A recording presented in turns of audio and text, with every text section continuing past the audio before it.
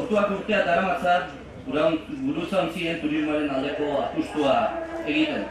Gaur ikusten dugun lana aspalditik dator eta nik uste dut justizia ez dela rekonozitzea orain arte egindan lana. Pensamos que todo lo que sea sumar merece la pena. Merece la pena el trabajo hecho hasta ahora por la autoridad portuaria, por la actual y por los antecesores, hay que ser justos en ello. Hace años que empezasteis a ir a las ferias de cruceros de Miami, entre otras, ¿no? Pero que el negocio, en el mejor sentido de la palabra del turismo, la atracción de actividad económica, tiene muchas facetas. Esta es una. Mañana hay un concierto en el BEC de Iron Maiden que se va a llenar el Vizcaya Arena con más de 16.000 personas que vienen a ver eso, a un evento. Y dentro de poco se va a celebrar aquí también el Mundial de Básquet, donde va a venir muchísima gente.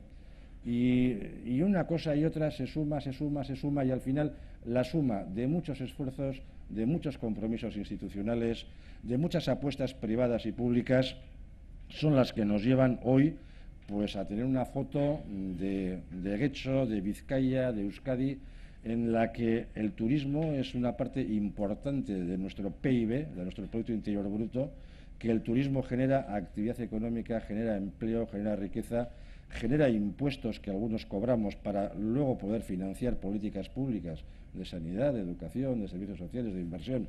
En definitiva, seguir dando pedales a la economía y al país que funciona. Y esto merece la pena. Congratulations. Thank you very much for inviting us. And thank you for this beautiful flag.